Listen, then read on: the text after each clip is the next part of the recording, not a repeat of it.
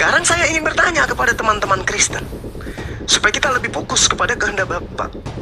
Atas kehendak siapa? Teman-teman Kristen kemudian mengatakan, hukum Taurat itu batal oleh karena ada yang mati di atas tiang salib, terkutuk untuk membatalkan hukum Taurat itu. Ini aja dulu. Atas kehendak siapa? Bapak Elohim atau Bapak Paulus? Salam satu Tuhan.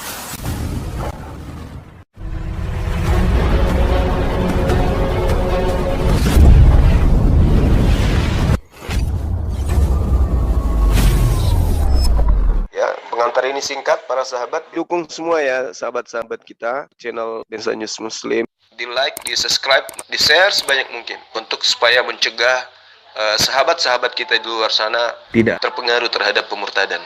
Semoga Allah memberikan selalu sikap istiqamah. Salam satu Tuhan, Allahu Akbar. Iya. Jadi gini, kalau saya menilai data itu, bahwa kita tinggalkan dulu kata Tuhan dalam perspektif pencipta. Kita sepakat dulu bahwa Tuhan yang dimaksud di situ adalah junjungan atau nabi atau utusan Tuhan atau Mesias, bukan pencipta. Apakah kita sepakat di situ? Kita kalau sepakat mau ke sana silakan, itu kunjungan ya. Monggo silakan. Jadi di situ tidak ada sama sekali tersirat atau tersurat dari Yesus pesan bahwa dia itu adalah pencipta, tetapi di situ hanya maran atau kurios. Kalau kita sepakat, kita bedah data itu kemudian untuk kita jadikan bahan diskusi.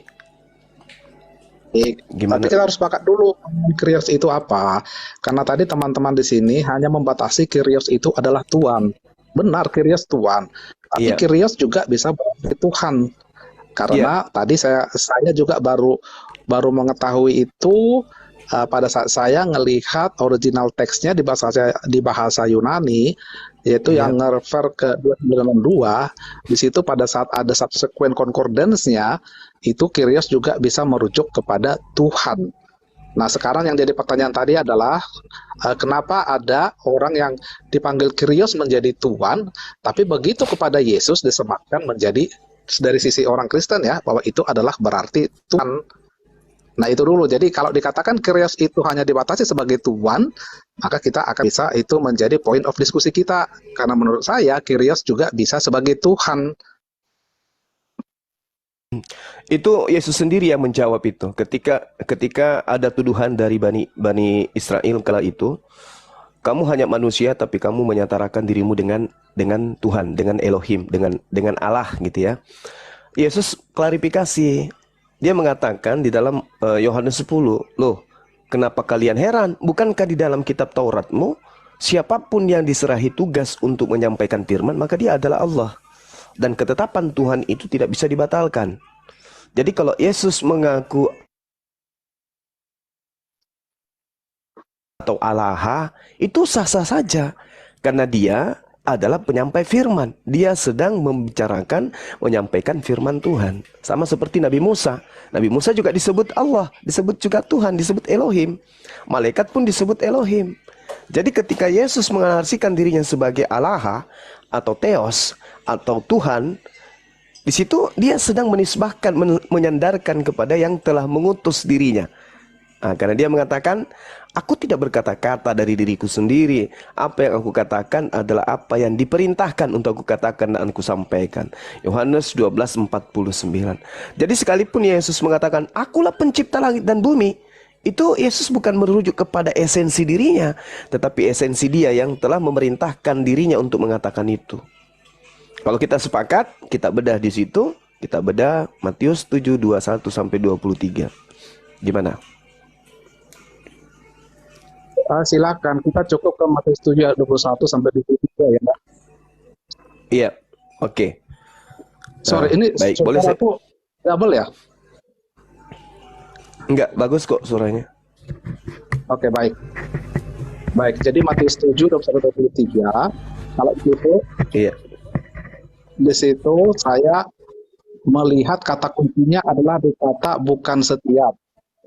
Tapi kalau kemudian Anda mengatakan itu adalah Kyrios yang berarti kepada Tuhan, nggak apa-apa juga, tapi tetap itu tidak menghilangkan bahwa Yesus menyatakan dirinya adalah Tuhan. Oke, baik. Silakan Anda bernarasi duluan. Atau saya? Jadi saya ikutin Silakan. pola berpikir Anda bahwa di situ Iya, silakan. Kyrios di situ adalah artinya adalah Tuhan yang terjunjungan. Oke. Jadi kalau ke-722 itu benar bahwa itu adalah orang Kristen yang kemudian diusir, tapi adalah Kristen yang munafik atau serigala berbulu domba. Tetapi kalaupun misalnya itu artinya adalah Tuhan di sana semakin kepada Yesus, tetapi kemudian Yesus itu kemudian yang menentukan siapa yang masuk surga atau siapa yang kemudian diusir. Artinya, kalau dia punya kuasa terhadap surga, artinya sama aja. Walaupun dikatakan Tuhan, dia tetap adalah sebagai Tuhan. Itu aja dulu narasi dari saya.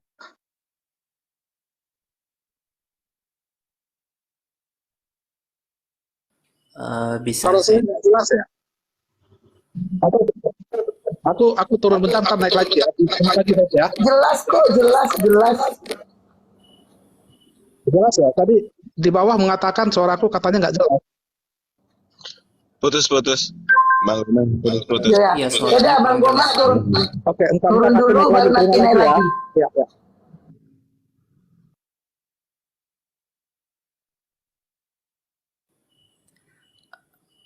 bisa saya kasih masukan sedikit?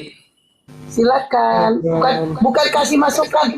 Itu menanggapi perkataan Bang Juma. Ini Iya, siapa yang menanggapi. dablingnya? Iya, menanggapi dalam Matius 7 ayat 21 sampai 23 itu kan. Kalau yang saya tahu dalam Alkitab itu ada dia keterangannya dalam satu-satu perikop. Jadi satu perikop yang di Matius 7 ayat 21 ini dimulai dari ayat 15 sampai 23. Jelas di situ judul besarnya adalah hal pengajaran yang sesat. Jadi itu makanya dibilang di ayat 21, bukan setiap orang yang berseru kepadaku Tuhan, Tuhan akan masuk ke dalam kerajaan surga. Kenapa dikatakan demikian? Karena banyak sekali orang yang hanya mengandalkan nama Tuhan, mengajarkan sesuatu ajaran yang menyatakan bahwa ajaran yang dia ajarkan itu adalah Kristen, ternyata bukanlah Kristen yang sepenuhnya. Karena di ayat yang paling atas di ayat 15 dikatakan, waspadalah terhadap nabi-nabi palsu yang akan datang kepadamu dengan menyamar seperti domba, tetapi sesungguhnya mereka adalah serigala yang buas. Itu sangat jelas keterangannya.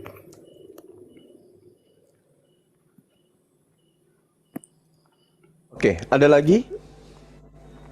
Bang Goman mungkin mau menambahkan? Cukup. Tadi saya udah kasih narasinya. Silakan. Baik.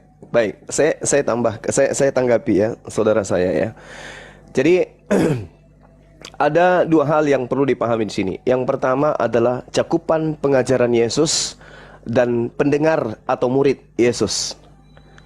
Audiens, ya, objek daripada penginjilan yang dilakukan oleh Yesus.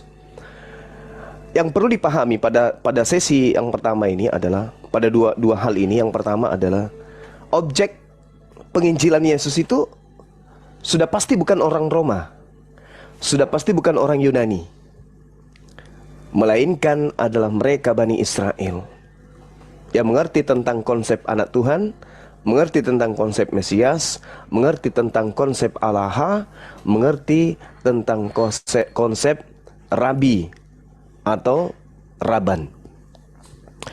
Nah, kemudian yang kedua adalah tanggapan orang Roma, orang Yunani yang mendarah daging sampai di Nusantara, sampai ke Indonesia.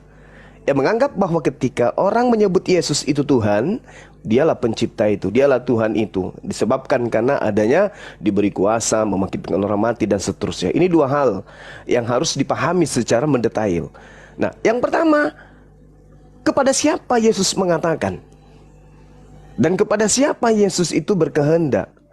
Dan kepada siapa Yesus punya keinginan? Yaitu Bani Israel. Bukan Romawi, bukan Yunani. Sementara Kristen itu berasal dari Romawi, Yunani. Jadi ketika Yesus mengatakan tidak setiap orang yang berkata aku Tuhan, Tuhan dalam arti kurios boleh, Tuhan dalam arti kata theos juga boleh. Artinya tidak setiap orang yang mengenal diri Yesus sebagai utusan Tuhan itu akan masuk ke dalam kerajaan sorga. Kristen mengenal Yesus sebagai Tuhan. Murid-muridnya Yesus mengenal Yesus sebagai Tuhan. Anggaplah seperti itu. Tapi kata kuncinya adalah melainkan mereka yang melakukan kehendak. Nah, sekarang kita lihat atas kehendak siapa Kristen menuhankan Yesus. Atas kehendak siapa kemudian Kristen mengimani Yesus mati terkutuk di atas tiang salib. Atas kehendak siapa kemudian Kristen ibadah hari Minggu? Atas kehendak siapa kemudian Kristen tidak bersunat? Atas kehendak siapa kemudian Kristen makan makanan-makanan yang diharamkan oleh kitabnya Yesus? Itu yang menjadi poin. Mau dia Tuhan, mau dia Tuan, mau dia kurios, mau dia theos, mau dia rabam, mau dia maran, mau dia alaha, tak ada urusan di situ. Poinnya sekarang adalah apa? Karena keselamatan itu datang jika melakukan kehendak Bapa. Nah, permasalahannya Kristen yang diusir ini adalah dia yang memanggil Yesus itu Tuhan, tapi bukan berdasar terhadap kehendak Sang Bapa, Sang Tuhan yang mengutus Yesus. Nah, sekarang kalau orang Islam menganggap Yesus itu adalah Tuhan, Sayyid, menganggap dia adalah junjungan, menganggap dia adalah Nabi, menganggap dia adalah Mesias, Al-Masih, atas kehendak siapa? Atas kehendak Allah. Nah, kita tanya Kristen, atas kehendak siapa? Teman-teman kita Kristen menganggap Yesus itu adalah Tuhan pencipta langit dan bumi. Ini masalah besar. Makanya saya katakan, coba periksa lagi dulu konsep kurikulum pengajaran Yesus, siswa-siswanya siapa aja? Apakah Roma, apakah Yunani, atau hanya Bani Israel yang harus melakukan kehendak Hasem, kehendak pencipta yang mereka imani sebagai Adonai. Nah, ini mungkin Anda sudah tangkap. Kehendak siapa? Ini yang menjadi poin. Kehendak siapa? Yang melakukan kehendak Bapaknya Yesus itu tidak diusir. Tapi yang tidak melakukan kehendak Bapaknya Yesus, seperti menuhankan dia, ibadah hari Minggu, Natalan, apalagi makan babi, tidak bersunat, itu semua poin-poin ini, itu atas kehendak siapa Kristen lakukan? Silakan. Baik, ini kan tadi saya katakan kita berdasarkan kajian teks yang ada di dalam Matius 7:21 ya. Kalau tadi Bung katakan bahwa yang menjadi kuncinya adalah dikata melainkan dia yang melakukan kehendak Bapa, maka harusnya kalimat itu adalah seperti ini. Setiap orang yang berseru kepadaku Tuhan, Tuhan, tidak akan masuk ke dalam kerajaan surga, melainkan dia yang melakukan kehendak Bapakku yang di surga. Itu baru benar. Negasinya ada di predikatnya. Tapi ini Matius 7:21 negasinya itu ada di subjeknya. Bukan setiap orang yang berseru kepadaku Tuhan, Tuhan. Ya, kalau bukan setiap itu artinya adalah tidak semua. Tidak semua berarti ada. Artinya ada yang berseru Tuhan ke Yesus masuk surga asalkan melakukan kehendak Bapakku yang di surga. Artinya ada dua syarat yang ada di situ. Yaitu satu, percaya bahwa Yesus adalah Tuhan, dan yang kedua adalah melakukan kehendak Bapa. Itu pemahaman Matius 7 ayat 21. Itu aja dulu narasi dari saya. Silakan. Iya, baik. Orang-orang yang menjadi murid Yesus melakukan kehendak Bapa. Mereka memanggil Yesus itu Tuhan, memanggil Yesus itu Tuan, memanggil Yesus kurios, memanggil Yesus theos, memanggil maran, memanggil alaha. Oke, tidak ada masalah di situ. Tetapi apakah di antara orang-orang Yahudi, murid-murid Yesus ada yang melakukan perlakuan, tindakan, konsep pengkultusan terhadap Yesus sama seperti Kristen hari ini? Ada. Ada gitu. Mereka mendirikan rumah ibadah, yang dipuji di dalamnya, yang disembah di dalamnya adalah anak Maria. Ada gitu. Petrus, Simon, murid-muridnya yang ke-12, muridnya yang 70. Ada gitu yang makan babi. Ada gitu yang tidak sunat. Ada gitu yang ibadah hari Minggu. Ada. Ada yang masuk ada rumah ibadah mereka tidak lepas sepatu. Ada. Ada mereka yang tidak mandi junub, mandi tahir. Ada gitu. Ada mereka yang makan anjing. Ada. Mereka boleh memanggil Yesus Tuhan. Tuhan, Kurios, Theos, Allah, Maran, tak masalah. Tapi yang mereka lakukan adalah kehendak Bapaknya Yesus. Apa itu? Mengimani Yesus sebagai Mesias, melakukan hukum Taurat, ibadahnya hari Sabat, tidak makan babi. Mereka bersunat, menyembahnya kepada Allah. Mereka memanggil Yesus Tuhan, tapi mereka melakukan kehendak Bapa. Kristen memanggil Yesus Tuhan, tapi tidak melakukan kehendak Bapa. Coba Anda pikirkan di situ. Sah saja murid Yesus memanggil Yesus itu Tuhan, Elohim sekalipun. Tapi apakah mereka ini masuk ke gereja, makan babi, tidak bersunat, ibadah minggu, nyembah kepada Yesus? Apa begitu perlakuan mereka? Tidak.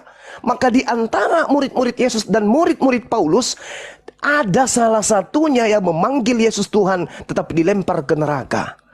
Kira-kira menurut Anda siapa di situ? Ibadahnya minggu, makan babi, makan anjing, semua makanan-makanan yang diharamkan di dalam kitab Torah dilanggar. Dengan konsep, dengan matinya Yesus di atas tiang salib, maka hukum Taurat dan segala perintah yang ada di dalamnya semuanya dibatalkan. Siapa ini? Ada dua golongan nih yang memanggil Yesus Tuhan. Muridnya yang asli dan pengikut orang Roma dan Yunani. Silakan Anda bernarasi. Oke, baik. Jadi kalau gitu udah sepakat kita ya bahwa di situ Yesus dipanggil Tuhan-Tuhan dan Yesus tidak melarangnya ya. Oke, itu sepakat dulu ya. Itu satu poin pentingnya satu. Nah, sekarang kan pertanyaannya murid yang mana gitu ya. Oke, jadi perintah Yesus yang ada sekarang itu yang baru adalah dibaptis dan itu dilakukan oleh umat Kristen. Itu satu ya, dan itu tidak dilakukan oleh umat Anda. Kalau Anda menarasikan bahwa Anda adalah pencinta dan pengikut Yesus. Yang kedua, Yesus juga meminta supaya kematiannya itu diperingati, walaupun Yesus menggunakan bahasa-bahasa makan daging dan minum darah, tapi itu kan figuratif ya. Artinya adalah Yesus telah menumpahkan darahnya dan kemudian dia tersalib di kayu salib itu kemudian yang diartikan sebagai meminum darah dan memakan dagingnya, dan itu dilakukan oleh umat Kristen ya. Jadi hal pokok yang dua itulah yang kemudian dilakukan oleh umat Kristen, termasuk juga adalah intisari dari hukum Taurat, yaitu cintailah Tuhan Allahmu dengan segala jiwamu dan juga cintailah sesama manusia. Nah, itu yang kemudian dilakukan oleh murid-murid Yesus.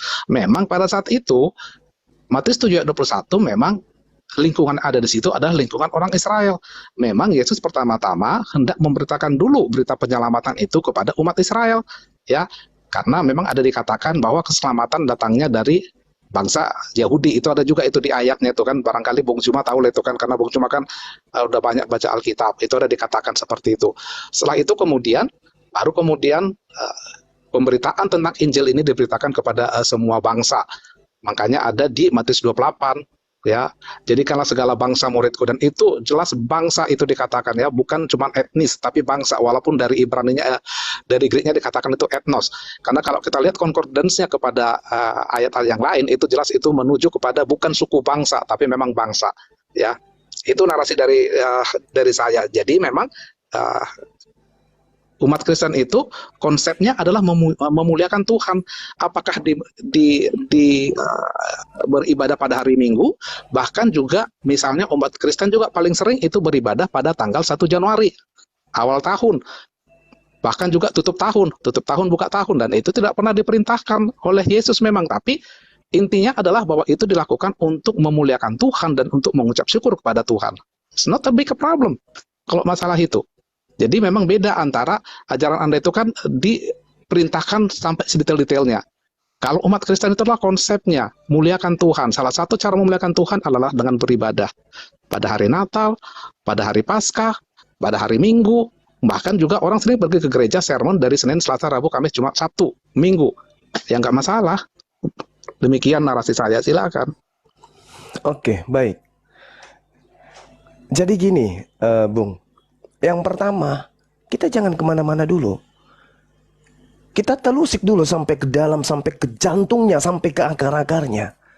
Siapa di antara orang Kristen dan murid-muridnya orang Yahudi yang tidak melakukan kehendak Tuhannya Yesus? Itu dulu poinnya.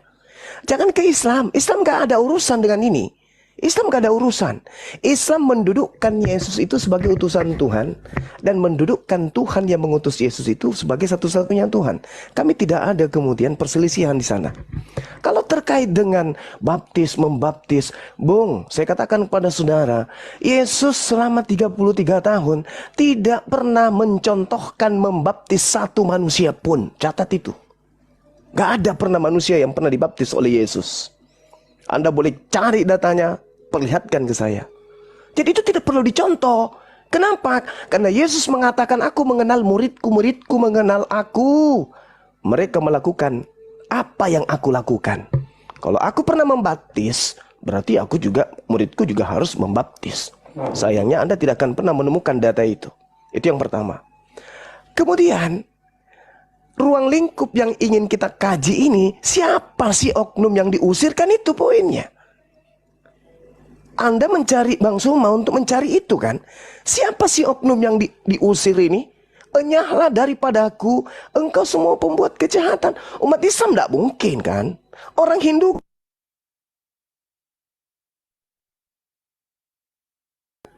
Yang menjadi tersangka ini adalah Yahudi dan Kristen kan. Jadi nggak usah kemana-mana kita. Yahudi memanggil Yesus Tuhan. Apakah kemudian Yahudi menggantikan Hasem menjadi Yesus? No.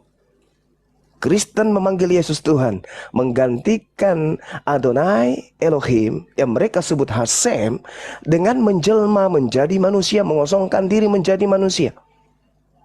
Hari ini kita diributkan dengan oknum Kristen perkelompok, ribut tentang oneness, Tritunggal dan sebagainya. Apa yang menyebabkan itu? Karena di Kristen ini menganggap Yesus itu Tuhan. Nah, apakah ada kehendak Bapaknya Yesus agar Yesus anak Maria ini dianggap sebagai Tuhan? Tidak. Satu hal yang perlu menjadi buah pikiran buat saudara. Ini oleh-oleh dari saya.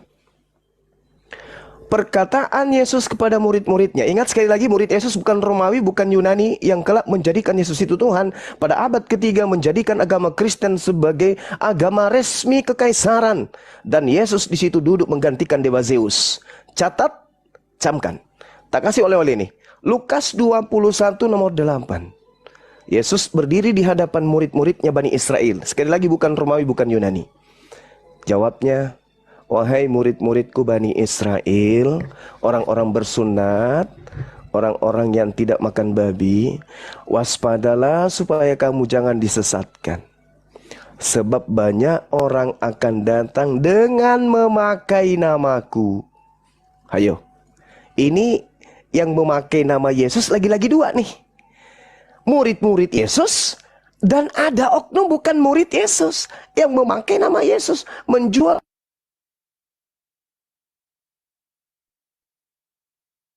Namanya ini berubah menjadi apa? Menjadi penamaan yang ujung-ujungnya us. Yesus. Lalu apa yang dikatakan oleh Yesus? Orang itu akan datang, penyesat itu akan datang dengan mengatakan ego emi, akulah dia.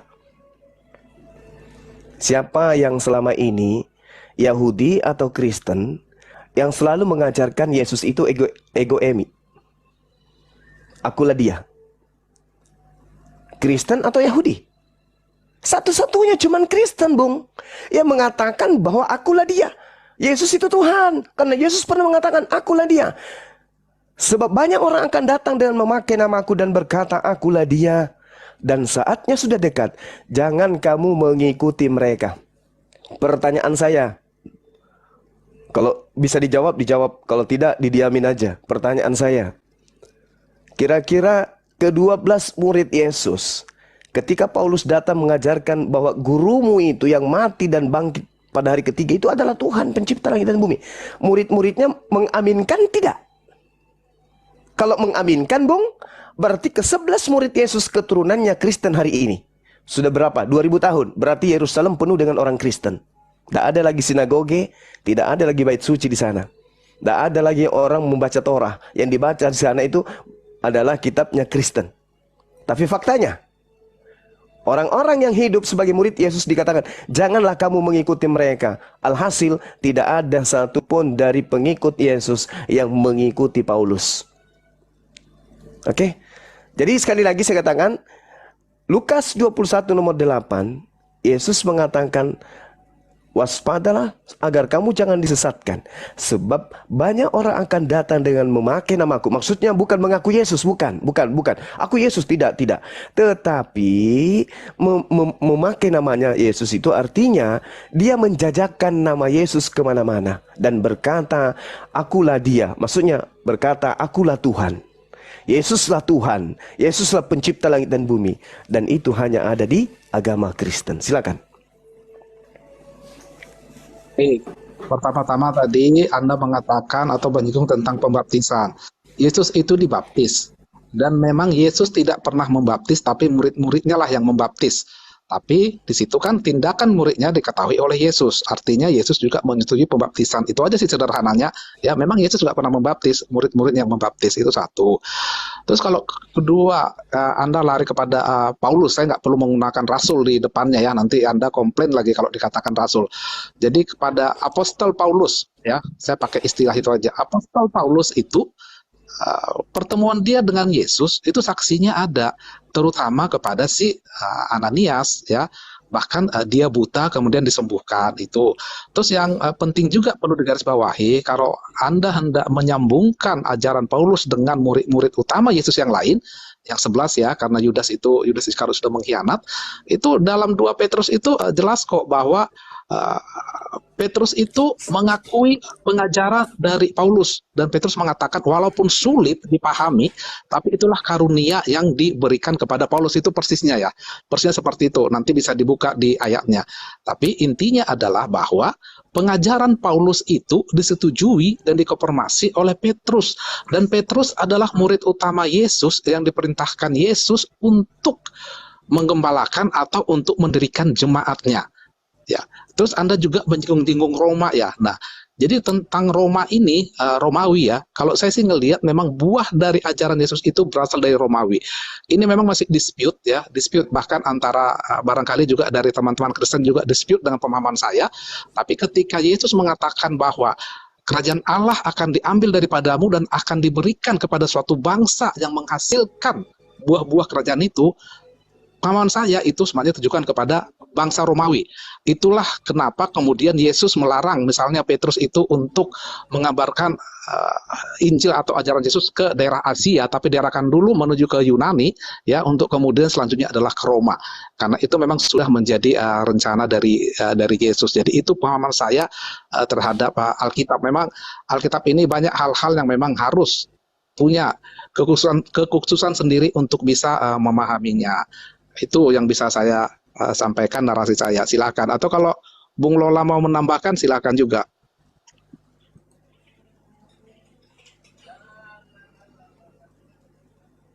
Oke, ada yang mau menambahkan, silakan. Teman-teman Kristen yang mau menambahkan, silakan.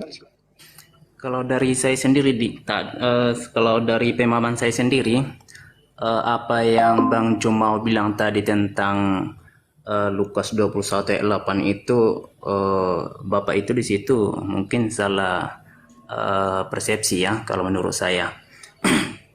Karena di ayat 7-nya dikatakan di sini bahwa murid-murid bertanya kepada Yesus kan, yang sebagai guru mereka, bila manakah akan terjadi dan apakah tanda-tandanya kalau itu akan terjadi, katanya.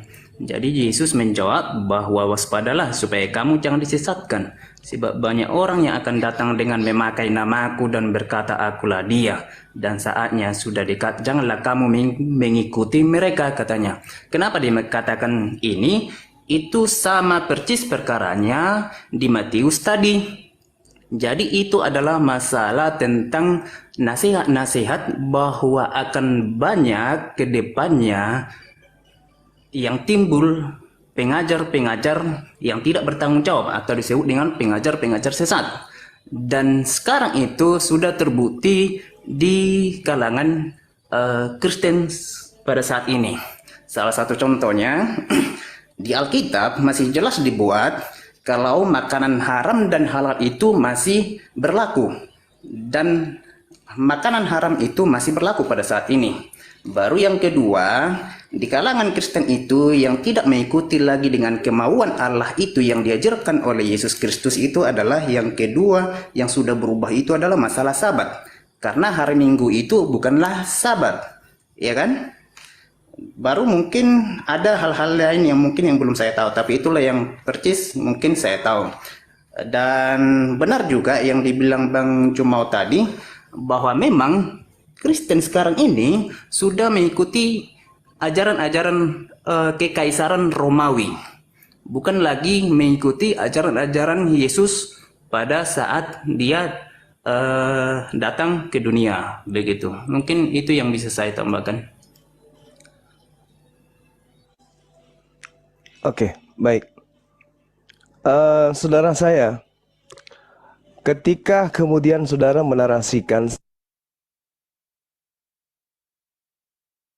jangan terlalu jauh kemana-mana kemudian untuk bernarasi ya. Kita mencari dua sosok di antara Yahudi dan Kristen yang tidak melakukan kehendak Tuhan atau kehendak Bapa. Karena kan hanya ada dua nih yang memanggil Yesus itu Tuhan. Kalau Kristen membantai ini ya saya tidak tahu apa yang menjadi alasannya kemudian. Tapi itu tidak mungkin. Yahudi memanggil Yesus Tuhan, muridnya memanggil Tuhan dalam perspektif sebagai utusan Tuhan. Mereka memanggilnya Rabi. Kan kita tahu tuh, Rabi. Kalau kita melihat dari kitab saudara, murid-muridnya memanggilnya sebagai Kurios. Final di situ ya. Jadi orang-orang Yahudi murid Yesus dan juga orang-orang Kristen pengikut orang Roma itu kemudian sama-sama memanggil Tuhan. Ya, kita berdamai di situ. Nah sekarang endingnya keselamatan itu adalah ketika melakukan kehendak.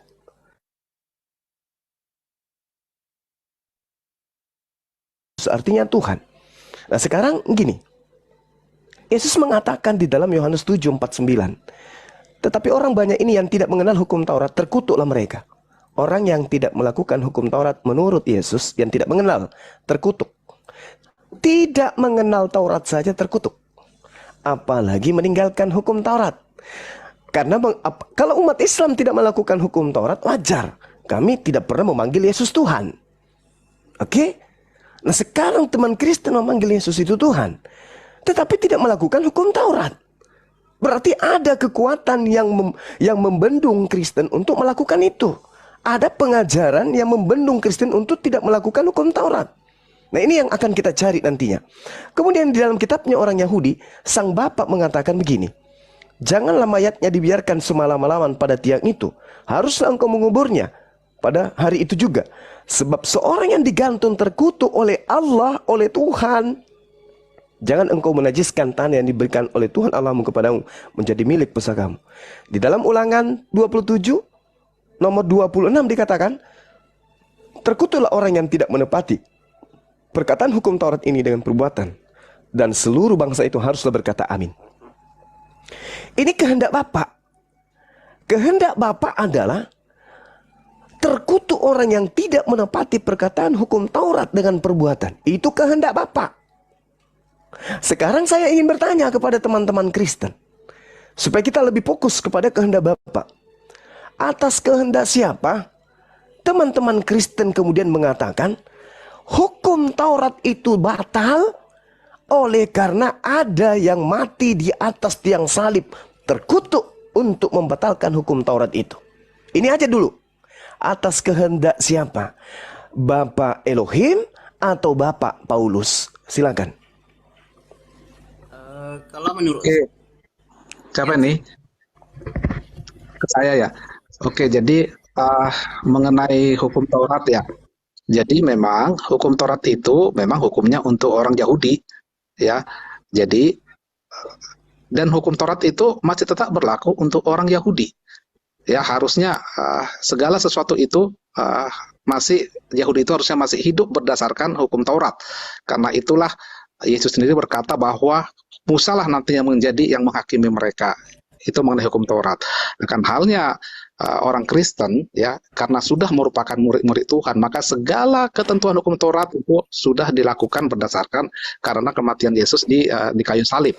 Jadi kalau dikatakan juga, saya coba cari ayatnya, mungkin Bung Juma juga tahulah bahwa janganlah kamu kira bahwa aku datang untuk menyediakan hukum Taurat, tapi saya untuk menggenapinya, sehingga satu iota pun tidak akan dirubah sebelum semuanya itu terjadi. Nah itu antara saya dan Bung Juma pasti juga nanti akan dispute atau tidak akan mendapatkan kesepakatan mengenai frame waktu sebelum semuanya itu terjadi. Nah itu nanti pasti ini lagi. Kalau kita sih, kalau umat Kristen itu percaya bahwa tidak perlu lagi melakukan hukum Taurat, karena inti hukum Taurat itu sudah ada. Kasihilah Tuhan Allahmu dengan segenap hatimu dan dengan seakal budimu, dan kasihilah sesamamu manusia. Tapi bukan artinya yang 10 hukum Taurat itu juga semuanya sudah termaktub di situ. Bukan berarti kemudian umat Kristen bisa membunuh, enggak, bisa berdusta, tidak gitu ya. Kalau kita mengasihi Tuhan berarti kita akan memenuhi hukum-hukumnya. Jadi sumber dari segala sumber hukum dari yang diberikan Bapa itu, Yahweh itu sudah ada di 2 hukum tersebut, kasihi Allah dan kasih sama manusia. Itu sementara narasi dari saya. Jadi sekali lagi bahwa hukum Taurat itu berlaku untuk kaum Yahudi sampai sekarang dan kaum-kaum yang lain. Kalau menurut saya itu adalah untuk kaum-kaum yang lain yang tidak percaya kepada kematian Yesus di kayu salib, yang memang mati untuk menebus manusia dari dosa-dosanya. Itu sementara narasi dari saya. Silakan. Oke, saya tanggapi dulu yang ini. Jadi debat tidak perlu lagi dilanjutkan. Kita sudah tahu siapa pelakunya. Yang diusir oknumnya kita sudah tahu. Saudara saya sudah membuat pernyataan dan disaksikan oleh banyak orang. Taurat masih berlaku bagi Yahudi sampai hari ini. Berarti orang Yahudi masih melakukan kehendak Bapa Elohim sampai hari ini. Saya pingin teman-teman tepuk tangan dulu. Saudara sudah mengakui bahwa yang tidak melakukan kehendak Bapa Elohim adalah Kristen. Dan Kristen hanya melakukan kehendak Bapak Paulus. Udah selesai, Bang?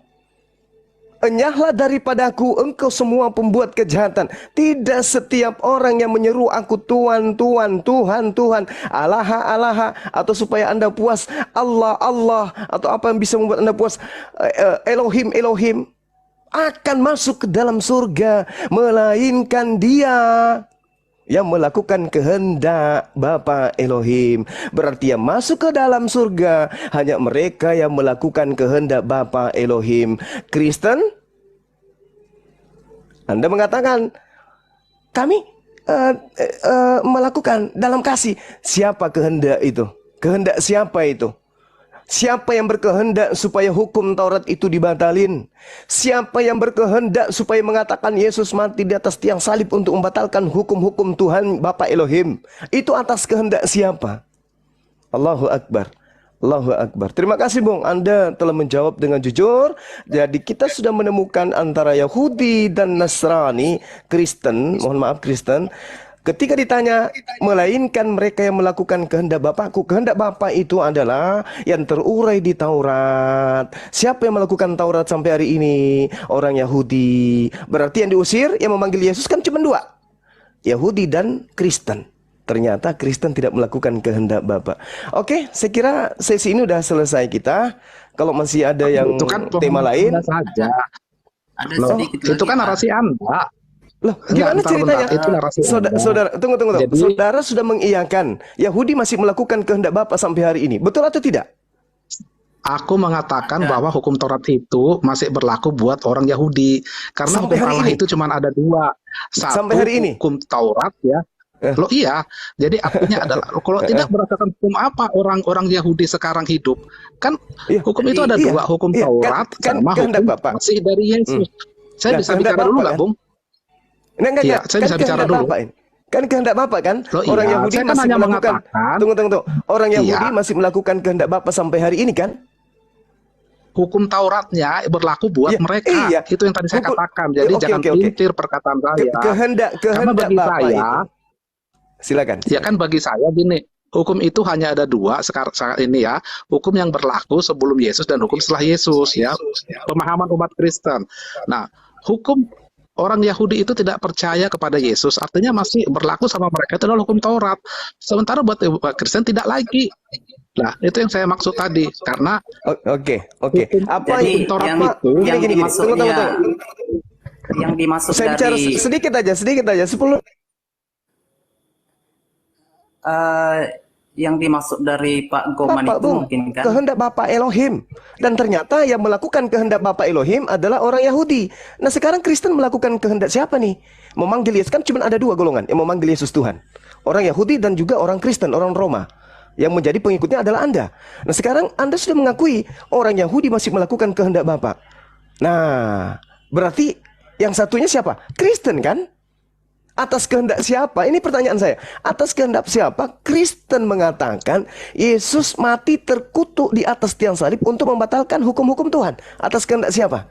Ini yang Anda jawab dulu, silakan. Jadi jangan pelintir pernyataan orang. Saya katakan hukum Taurat itu masih berlaku untuk kalangan Yahudi karena mereka tidak percaya kepada penyaliban Masya Allah. Yesus di kayu salib. Itu yang saya katakan tadi. Coba deh kalau diulang lagi. Nanti kan muncul di YouTube ini ya. Saya katakan bahwa hukum Taurat itu masih berlaku untuk orang Yahudi. Itu yang saya katakan, Bung. Nah, sementara untuk orang Kristen, karena hukum Taurat itu telah ditanggung oleh Yesus, ya, maka ya. Karena kan dikatakan ini di sini. Kita cari. Gini, Bung. Silakan. Ya. Janganlah kamu menyangka bahwa aku datang untuk menyediakan hukum Taurat atau kitab para nabi. Aku datang untuk bukan untuk menyediakannya, melainkan untuk menggenapinya. Karena aku berkata kepadamu, sesungguhnya selama belum lenyap langit dan bumi ini, satu iota atau satu titik pun tidak akan ditiadakan dari hukum Taurat sebelum semuanya terjadi. Nah, sebelum semuanya terjadi ini artinya adalah sebelum terjadi penggenapan. Nah, tadi saya katakan kita akan dispute di situ. Karena Anda pasti memahami bahwa sebelum semuanya terjadi itu merujuk kepada sebelum lenyap langit dan bumi ini. Sementara orang Kristen memahami adalah sebelum semuanya terjadi adalah sebelum terjadinya penggenapan tersebut. Itu, tapi silakan aja berdiri dengan pemahaman masing-masing. Saya tidak akan memaksa Anda. Tapi umat Kristen juga punya pemahamannya sendiri, dalilnya jelas, landasannya jelas. Itu silakan kalau Bung Lola mau menambahkan. Tunggu, sabar dulu, Bang Lola, sabar dulu. Saya pingin pengakuan akal Anda itu connect dengan kitab suci Anda dan connect dengan iman Anda. Anda mengatakan bahwasanya penggenapan itu ketika Yesus itu mati di atas tiang salib. Anda keliru. Lukas mencatat. Ingat, Lukas itu adalah orang yang menuliskan sebuah karya ilmiah. Tulisannya dihasilkan dari hasil penelitian, bukan dengan cara dia bermimpi. Lukas, apa yang dikatakan? Lebih mudah langit dan bumi lenyap daripada satu titik dari hukum Taurat batal. Ini pengakuan siapa? Ini perkataan siapa? Ini perkataan Yesus. Anda kemudian dengan Paulus, makanya saya katakan, Kristen itu pengikut Roma. Tadi kan saya katakan begitu, saudaraku. Kristen itu pengikut Roma. Roma lah yang mengatakan melalui tangan Paulus bahwasanya Yesus untuk membatalkan segala hukum Taurat. Sementara Yesus mengatakan, lebih mudah langit dan bumi lenyap daripada satu titik dari hukum Taurat itu batal. Kira-kira siapa yang bisa melenyapkan bumi ini? Langit ini. Tidak ada yang bisa melenyapkan bumi dan langit ini kecuali Allah. Tapi Yesus mengatakan, lebih mudah loh itu dilenyapkan daripada hukum Taurat itu batal. Tapi apa yang terjadi di agama Kristen? Hanya dengan menangkap Yesus, eksekusi salib, hukum Taurat itu batal. Begitu entengnya. Hanya dengan membunuh Yesus, hukum Taurat batal. Hanya membunuh satu orang, hukum Taurat batal. Sementara Yesus mengatakan, lebih mudah loh langit dan bumi lenyap daripada hukum Taurat batal. Hanya oleh karena ditangkap tentara Romawi, hukum Taurat batal. Makanya saya bertanya kepada saudara, orang Yahudi kan masih melakukan kehendak Bapa Elohim. Tapi orang Kristen melakukan kehendak siapa dengan mengimani bahwasanya Yesus mati terkutuk di atas tiang salib dengan tujuan membatalkan segala perintah yang ada di dalam hukum Taurat. Anda belum jawab. Sekarang begini, kita nggak usah terlalu panjang lebar. Jawab aja dulu, Abang. Atas kehendak siapa teman-teman Kristen mengimani hukum Taurat itu batal dengan matinya Yesus di atas tiang salib secara terkutuk. Atas kehendak siapa? Jawab ini dulu. Begini, Pak Jamal. Bisa dulu saya, Bung Lola, saya bisa jawab. Hukum Taurat itu kan banyak. Bung Lola, ayo udah silakan. Jadi hukum Ya, silakan. Hukum Taurat itu kan banyak. Tapi hukum Taurat yang diberikan oleh Allah ke Nabi Musa adalah 10.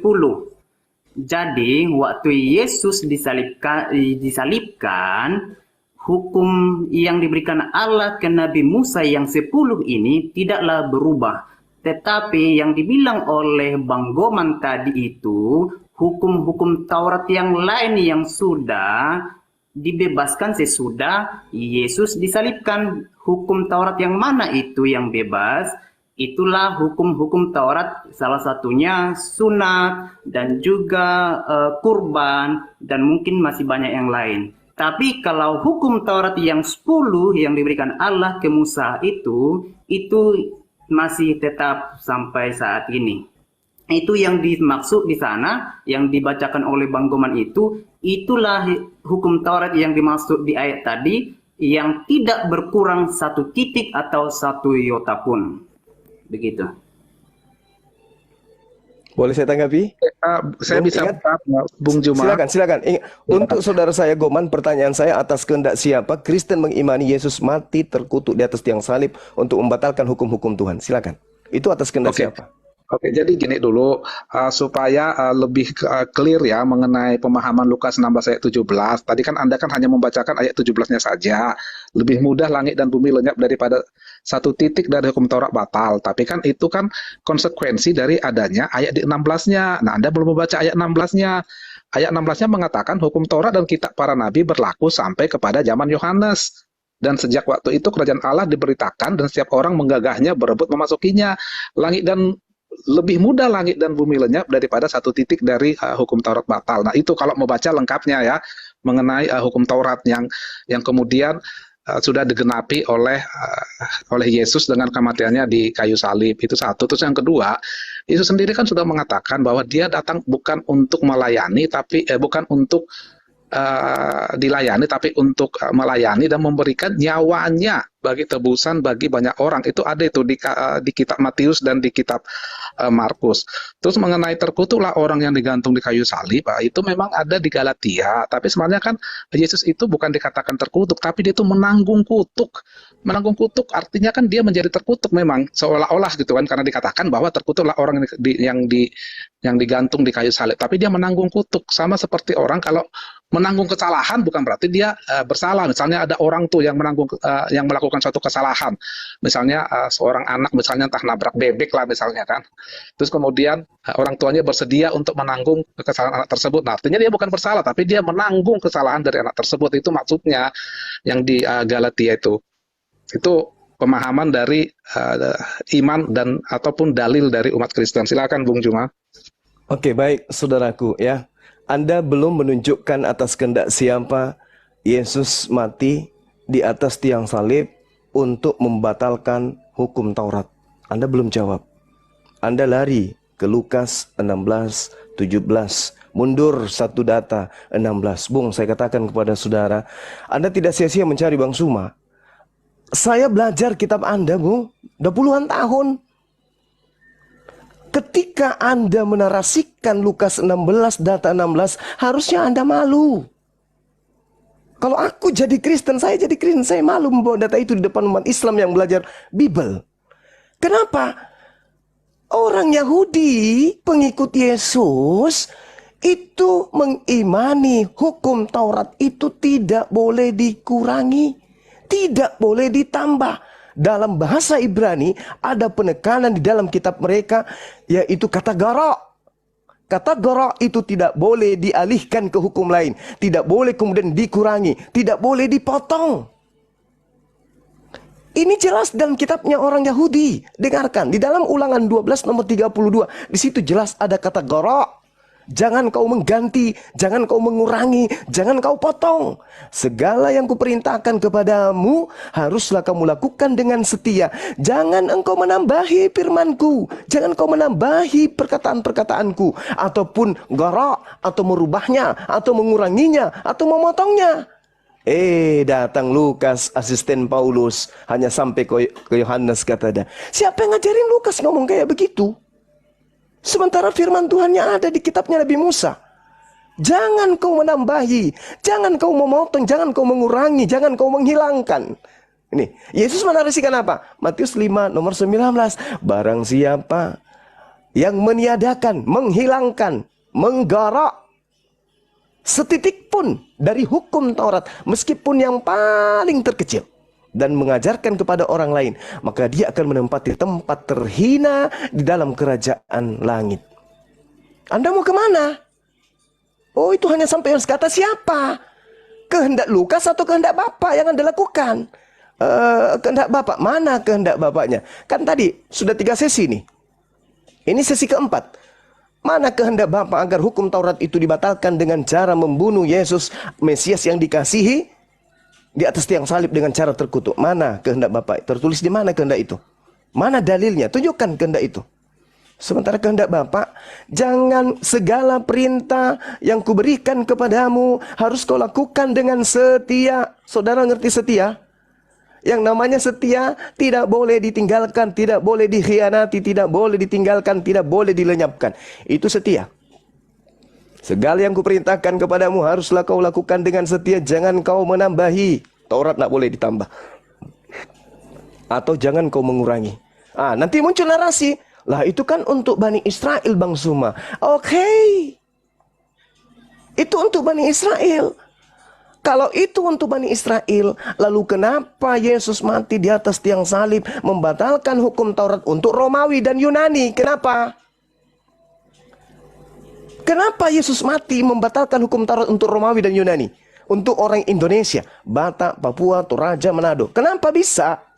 Bukankah hukum Taurat itu untuk Bani Israel toh?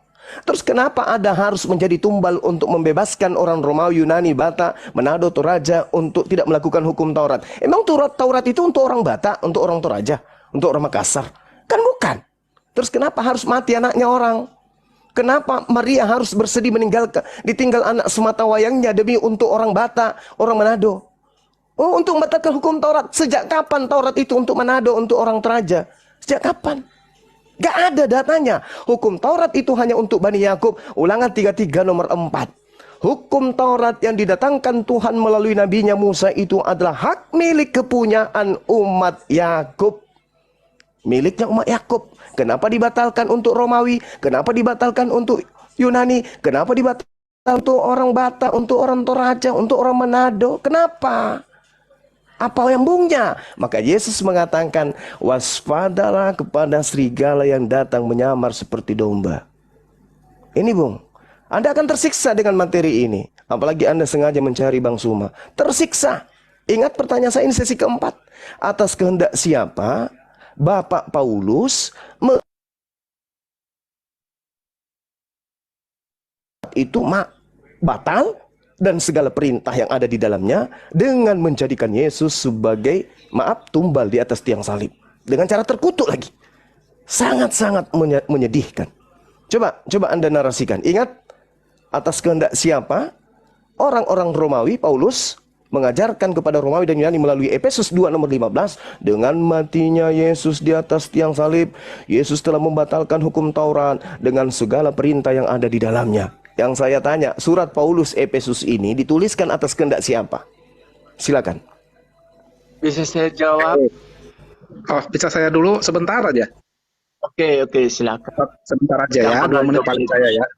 Ya, oke. Jadi Bung Juma, tidak mungkin Yesus itu mengatakan suatu perkataan yang sia-sia. Di Markus 10 ayat 45 sudah jelas Yesus berkata, karena anak manusia juga datang bukan untuk dilayani, melainkan untuk melayani dan untuk memberikan nyawanya menjadi tebusan bagi banyak orang. Ini Yesus yang berkata bahwa dia memberikan nyawanya menjadi tebusan bagi banyak orang. Sedangkan tadi mengenai siapa yang memerintahkan hukum Taurat itu, Anda tadi sudah menyinggungnya. Memang itu tertulis di Efesus, Rasul Paulus. Oke, saya tarik, nggak Rasul, nanti Anda marah lagi. Apostol Paulus, ya. Artinya adalah karena itu perkataan Paulus dan data menurut pemahaman orang Kristen, Paulus itu adalah murid Yesus. Dan tadi saya sudah katakan bahwa pengajaran Paulus itu diakui, dikonfirmasi oleh Petrus, murid utama Yesus. Jadi artinya itulah pemahaman dari umat Kristen bahwa memang Yesus mati untuk membatalkan atau untuk menggenapi hukum Taurat, ya. Tuh, silakan kalau mau ditambahkan. Dari saya silakan, narasi saya demikian. Silakan kalau ada yang mau nambahkan. Saya jawab aja ya. Mengenai Rasul Paulus, saya di sini tetap konsisten pakai kata Rasul ya. Karena nggak ada yang bisa intervensi melarang-larang pakai kata Rasul. Nggak ada yang bisa melarang itu. Oke, mengenai Rasul Paulus kepada melalui suratnya kepada jemaat di Efesus, yaitu kalau namanya membatalkan itu atas kehendak Tuhan. Dan itu dihilangkan pada Rasul Paulus menjawab jemaat Kristen ketika itu. Nah, jadi saya sudah jawab ya, itu kehendak Tuhan. Apalagi Brother Juma. Di mana dalilnya ada kehendak Tuhan agar hukum Taurat itu dibatalkan? Loh, itu kan dihilangkan kepada Rasul Paulus. Oh, berarti Bapak Paulus. Ya udah, selesai Iya, kita. Rasul Paulus kan merupakan murid Tuhan. Iya, udah selesai. Berarti atas kehendak Bapak Paulus. Ya udah, selesai kita Iya, kan? itu atas kehendak Tuhan melalui Rasul Paulus. Anda jangan di mana? Anda jangan biasa memelintir dulu. Loh, Atas kehendak Tuhan. Saya tidak memelintir. Sebentar, Juma. Saya udah kenal Anda. Sebentar. Atas kehendak Tuhan melalui Rasul Paulus. Iya, atas kehendak Tuhan melalui Rasul Paulus yang dipakai oleh Tuhan untuk mengajak jemaatnya ketika itu. Nah. Oke, baik. Tuhan yang mana yang datang kepada Paulus? Coba. Di mana itu? Tuhan yang mana? Ya Tuhan yang dimana oleh Nabi Musa. Abraham. Iya, di mana? Kapan Adonai Elohim datang ke Nabi Musa kepada Syekh Paulus? Ya melalui Roh Kudus dia berbicara menghilami mata Paulus. Mana? Iya kan Rasul Paulus kan mengajar ke bahwasanya itu jangan Rasul, kurang pasti, harusnya nggak bisa atau Kiai Paulus supaya supaya total Islam. Nggak bisa. Kristen punya hak memakai kata Rasul. Iya. Anda bisa larang saya. Iya. Kan ada perintahnya memang. Aku mengutus engkau liciklah seperti ular. Seperti ular. Kan ada perintahnya. Saran saya jangan Rasul, Bung. Kalau bisa Kiai. Nggak bisa. Itu kata Rasul. Kata Rasul tidak bisa diintervensi oleh umat Islam. Tunggu aja, kami sedang melapor ke MUI. Kami sedang melapor. Kami akan minta supaya Kristen kembali ke Yunani. Kita punya data akurat sebelum Islam muncul, Kristen sudah ada. Iya, Kristen sudah menyebut kata Paulus Rasul. Iya. Di mana kitabnya Kristen? Di mana kitabnya Kristen selain di Indonesia yang menyebut Paulus itu rasul? Di mana? Iya, kalau terjemahan dari apostol kan rasul utusan. Ya rasul. Nenek Mukiper. Iya. Udah ya teman-teman, saya rasa kita udah selesai ya. Iya, saya selesai saudara Goma.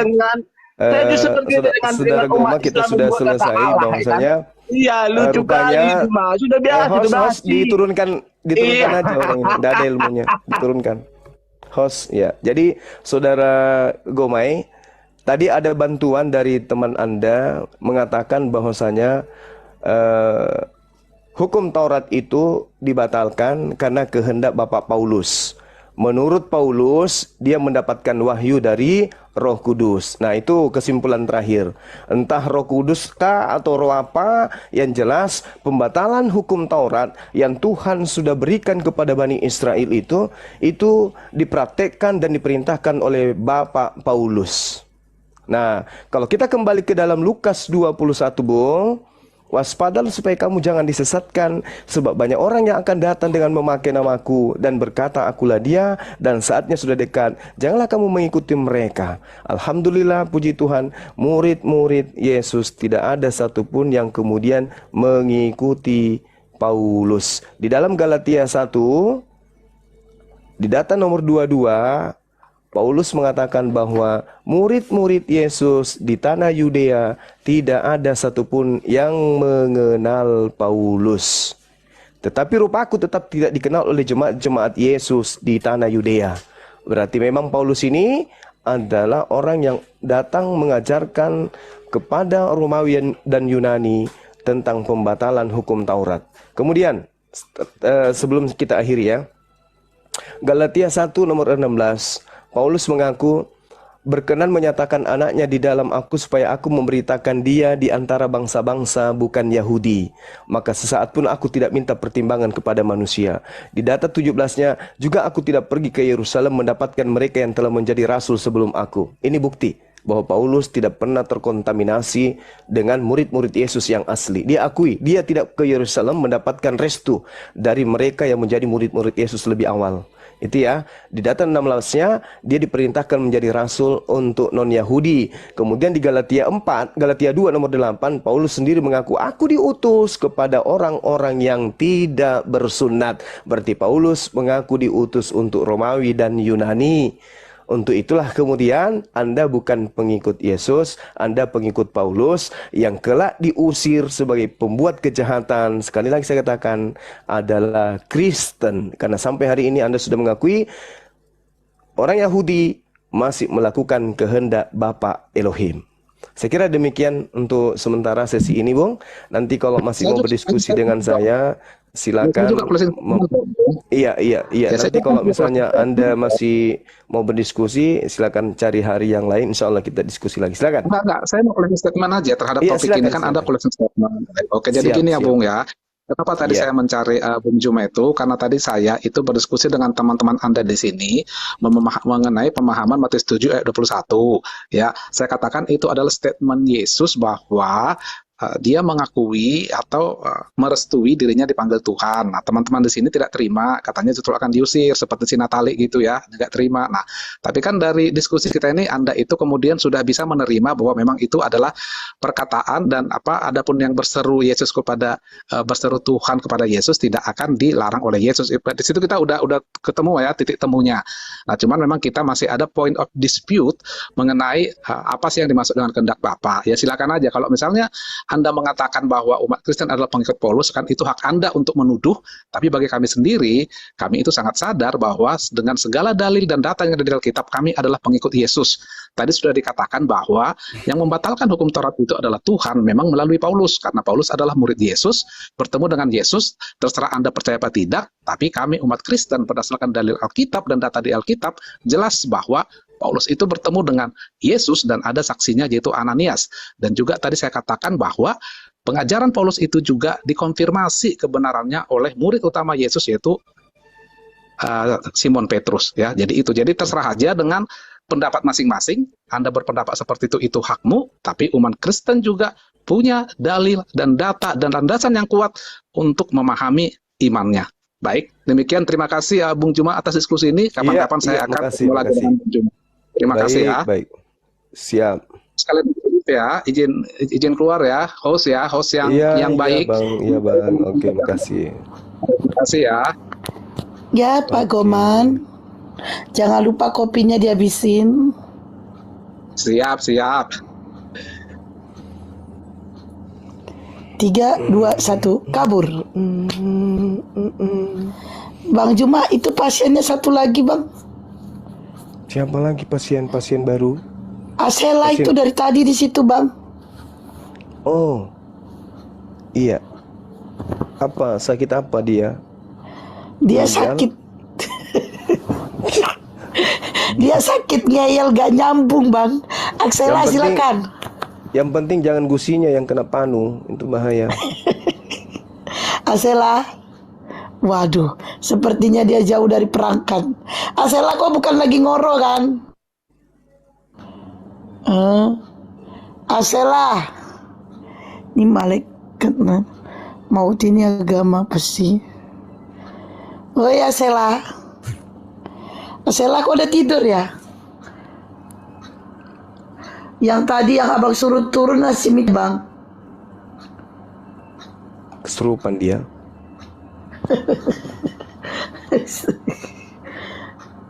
Oke. Naik agama Kristen. Yang agama Kristen yang mau diskusi silakan naik. Yang Kristen. Typing di bawah agamanya Kristen. Malaikat maut selamat malam. Assalamualaikum. Oh Islam. Waalaikumsalam. Wih, malaikat maut bahaya no. Waalaikumsalam. Siapa tahu ada utang mau mau dikirim ke akhirat langsung. Ya, yang agama Kristen yang mau diskusi silakan naik. Minta permintaan. Asela. Oh Asela. Malaikat maut di mute dong. Noise.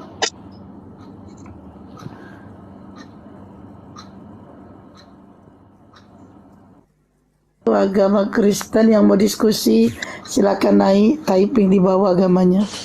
Oke teman-teman, sebelum kita menyambut teman kita Kristen, saya minta kepada yang punya YouTube, channel YouTube yang lagi live, ditutup aja dulu sesi ini.